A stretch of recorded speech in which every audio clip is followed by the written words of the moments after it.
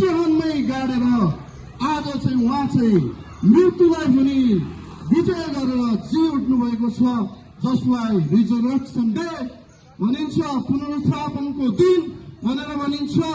दौरी उठाइ होइन, दौरिनु भनेको त कहिलेकाहीँ ठेस लागेर एकछिन लडेर बेहोस भएर पानी छम्केर उठाउनलाई दौरी उठाइ भनेर भन्छ। तर जसलाई चाहिँ मरेर जीवित भएको अहिलेसम्म कुनै पनि संसारमा इतिहास छैन, कुनै पनि धर्मशास्त्रले प्रमाणित गरेको पाइँदैन। तर पवित्र धर्मशास्त्रमा चाहिँ कहिले उहाँ मृत्युबाट जी उठ्दाखेरि संसारको गभर्मेन्टको रुल अनुसार 3 जना साक्षी भए पुग्छ। तर उहाँ त 500 भन्दा मानिसहरूमा देखा पर्दै साक्षी हुँदै यो धर्मशास्त्र अनुसार। त्यति मात्र होइन, विभिन्न इतिहासहरूले यो लेखिएको छ कि उहाँ चाहिँ मृत्युलाई विजय गरेको भनेर। आमेन। त्यसै कारणले आज चाहिँ मृत्युलाई विजय गर्नुको साथसाथै तपाईँ र मेरो पापलाई उहाँले गाडेर अनि उहाँ शरीरमा जीवित भएर हामीलाई पापमय स्वभाव पापमा मरेकाहरूलाई उहाँले जीवित पार्नुभएको छ। आमेन।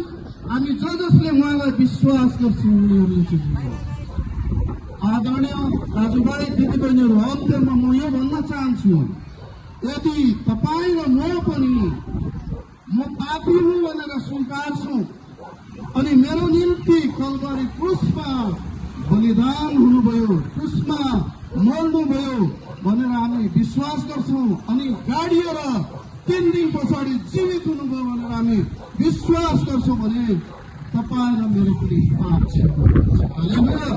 कुनै पनि हामीले केही पनि चढाउनु पर्दैन, भौतिक रूपमा केही पनि आवश्यक छैन, सिर्फ तपाईँ र मेरो विश्वास। त्यसैले बाइबलले भन्छ विश्वास गर्ने र बत्तिस्मा लिनेले उद्धार पाउनेछ, नगर्ने चाहिँ दोषी नै ठहरिन्छ।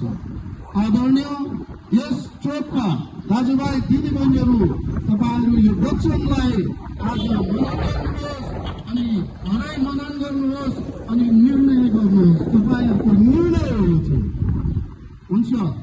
परमेश्वरले प्रशस्त आशिष दिउन् यो टोलवासीलाई, यो पुनरुत्थानको दिनमा यहाँहरूलाई शान्ति, आशिष, प्रशस्त यो टोलवासीहरूलाई धन्यवाद। तपाईँहरूले डिस्टर्ब गरेका छौँ, यसमा क्षमा चाहन्छौँ अनि हामीलाई सेक्युरिटी गर्नु हाम्रो प्रहरी क्षेत्रहरूबाट विभिन्न प्रशासनबाट हामीलाई जसले सेक्युरिटी दिइराख्नु भएको छ उहाँहरूलाई पनि धेरै धेरै धन्यवाद। हुन्छ। हामी